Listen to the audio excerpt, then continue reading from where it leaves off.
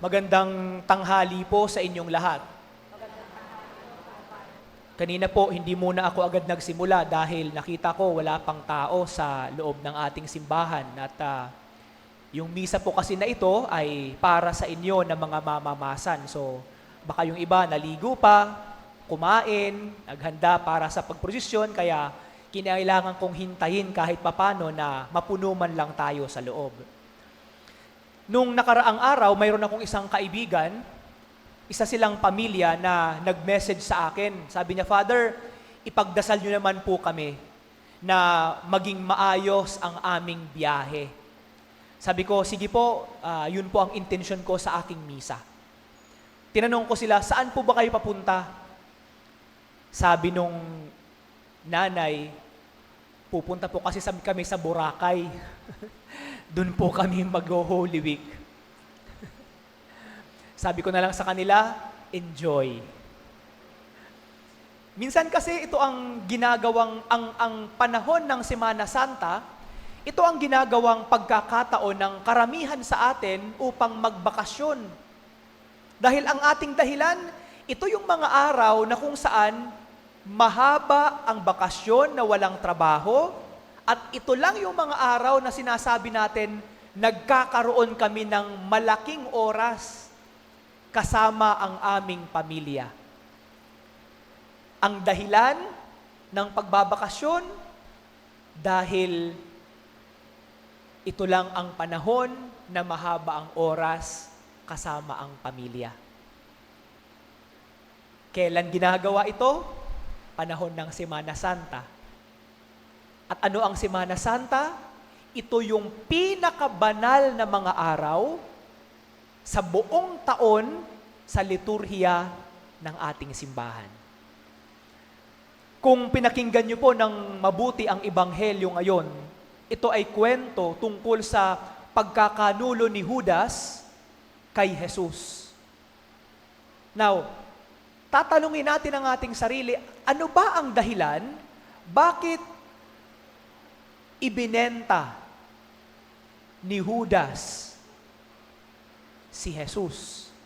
Ano ba ang dahilan ni Judas? Bakit kailangan niyang traidorin si Jesus? Meron ba siyang galit kay Jesus? Pinagalitan ba siya ni Jesus? Pinahiya ba siya ni Jesus? Siya ba ay may kinikimkim na inggit sa dami ng mga tagasunod ni Jesus? Ano bang dahilan ni Judas? Kung nakinig tayo sa Ebanghelyo, wala tayong ibang maiisip na dahilan, kundi ang pera. Pera. Walang ibang dahilan. Walang ibang sinabing dahilan ng Ebanghelyo na nagalit si Jesus kay Judas, ipinahiya ni Jesus si Judas. Pera talaga ang dahilan. Pera talaga ang dahilan. Kaya nga, nung tinanong niya ang mga punong saserdote, ano ba ang ibibigay ninyo sa akin kapag tinulungan ko kayo na madakip si Jesus? Doon mismo, binilangan siya ng 30 pirasong pilak. Walang ibang dahilan. Pera talaga. Pera-pera lang ang labanan. Kaya nga, kung ating pagninilayan ng mas malalim pa, ang pera, ayon sa sulat ni San Pablo kay Timoteo, ang pera daw, ang pagmamahal sa pera, ang ugat ng lahat ng kasamaan. Hindi sinabi ang pera ang ugat. Minsan kasi ang ating understanding, pera pala ang dahilan ng kasamaan sa mundo. Ayoko na lang sa pera. Hindi naman pwede 'yon. Hindi naman pwede 'yon.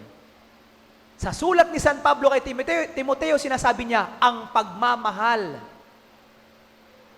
sa pera ang ugat ng lahat ng kasamaan.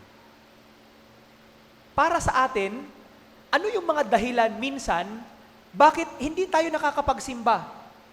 Ang kadalasang dahilan, sinasabi natin, busy po sa trabaho. Ang trabaho po, hindi masama ha. Kapag marangal po ang ating trabaho, maayos ang ating ginagawa na trabaho, tama po ang ating ginagawa. Pero bakit siya nagiging masama?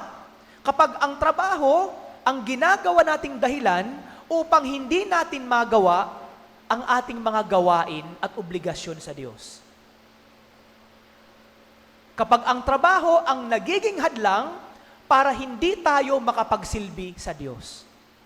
Sasabihin naman natin, Father, sa ibang araw ng linggo, hindi talaga ako nakakapagsimba. Pero tuwing Semana Santa po, namamanata po ako. Tuwing January po, piyesta ng Nazareno, namamanata po ako. Mag-a-absent talaga ako sa araw na iyon dahil panata ko iyon. Hindi rin po masama ang mamanata. Maganda nga po siya. Kaya lang, sa ating pamamanata, iilan po ba sa atin na nandito ngayon? Na nandito lang ngayon. Iilan po sa atin na nandito ngayon, ang ginagawa ang panata na ito taon-taon, pero sa ating panata, ginagawa natin ito bilang pasasalamat at walang hinihiling sa Diyos. Iilang kaya sa atin na nandito? Baka siguro merong isa, dalawa, tatlo. Pero karamihan sa atin, ginagawa natin ang panata na ito tuwing Miyerkules at tuwing ang iba tuwing Biyernes dahil may hinihingi sa Diyos.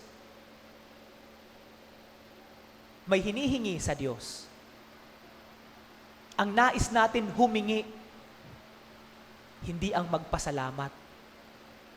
Mamamanata tuwing Semana Santa, pero sa ibang araw ng buong taon, hindi man lamang makuhang magsimba. Nakakalungkot, pero yun po ang katotohanan. Kaya nga po kanina, gusto ko rin pong ituro sa atin ang kahalagahan ng misa bago ang prosesyon. Mahalaga po ang misa. Kahit ilang prosesyon pa ang gawin natin, walang hihigit sa isang misa. At maganda po ang ginawa ninyo ngayon. Nagmisa muna tayo bago magprosesyon. Mamamanata tayo, pero ang ating panata, hindi natin sinasabi habang nagproprosesyon. Sinasabi natin sa loob ng banal na misa. Dahil ang misa, ang pinakamataas na paraan ng dasal para sa ating mga Kristiyano. At kapag sa loob ng misa sinabi natin ang ating panata, ang ating mga kahilingan, at sinundan pa natin ito, dinagdagan pa natin ito ng ating prosesyon bilang pinitensya, mas nagiging malakas ang ating dasal.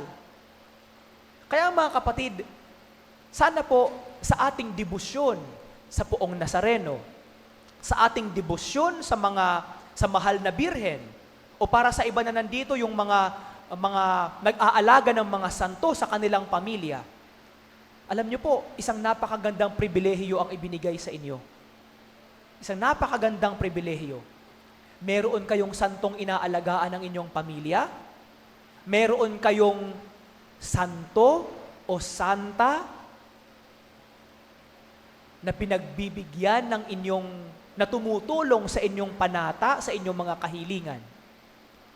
Pero sana po, huwag nating kalimutan ang kahalagahan ng misa. Sana po, kayo na nandito ngayon, may panata kayo ngayong Semana Santa. Pero sana po, hindi matapos ngayong araw ang inyong panata na nagprosesyon na ako, okay na, tapos na ako. Sana hindi ganun. Sana sundan nyo pa. Bukas, gagawin ko ring panata ang mag-attend sa misa sa 4:00 ng hapon dito sa ating simbahan. Sana po hindi ko indahin ang init. Dahil alam niyo po, bukas kulang pa ito ngayon ng mga tao.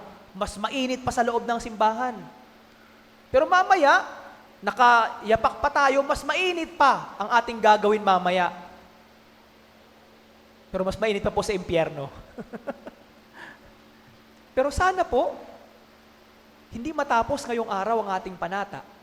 At hindi matapos bukas. Sabi ni Father, bukas lang kasi, Huwebes Santo. Sa Biyernes Santo, meron din po tayong gagawin dito. Sa madaling araw ng, I think, 12:00, di ba? Tama? 12:00 ang ating estasyon. Sa ating pag-iestasyon, Sana po, nandun din tayo, kasama sa ating panata. At sa Biyernes ng 3:00 ng hapon, dito ulit sa ating simbahan, sana po, gawin din nating panata na mag-a-attend ako sa mga gagawin sa simbahan sa Biyernes Santo dahil panata ko rin ito para sa Poong Nazareno. At kulang ang ating panata, kulang ang gagawin ninyong panata kung Huwebes lang, Biyernes, sa Sabado wala na. Sabado kasi Father, ano na yan eh, buhay na daw si Jesus, gumagalaw-galaw na sa libingan. Kulang po ang ating panata. Kung sa Sabado ng gabi, hindi tayo mag-a-attend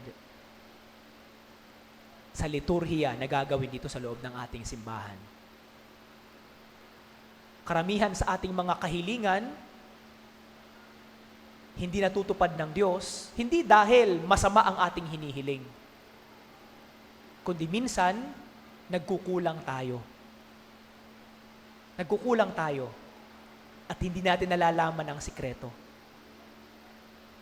Ang ating mga kahilingan, lahat sila ay mabuti. Ang inyong mga panata na ginagawa at mga kahilingan para sa prosesyon, lahat po ay magaganda. Pero sana wag tayong magkulang na ang ating ginagawang dasal at kahilingan mas magiging matibay. Hindi ko sinasabing magkakatotoo agad at ibibigay ng Diyos. Pero mas magiging matibay ang ating dasal kung sa loob ng Semana Santa, kukumplituhin natin yung mga gawain sa loob ng ating misa, sa loob ng ating simbahan. Kayo po na mga deboto ng mahal na Poong Nazareno, nagpapasalamat po ang parokya sa inyo. Pero sana po, tumulong din kayo sa amin na turuan ang iba nating mga kaparokya tungkol sa mga gawain sa simbahan. Hindi lamang debosyon ng Poong Nazareno, hindi lamang debosyon sa mga santo or santa, kundi tayo mismo bilang mga namamanata, ang mangunguna na magsabi sa ibang mga tao, ito po ang mga gawain natin sa simbahan ngayong Semana Santa. Samahan niyo po sila, hikayatin niyo po sila na magsimba dito sa atin.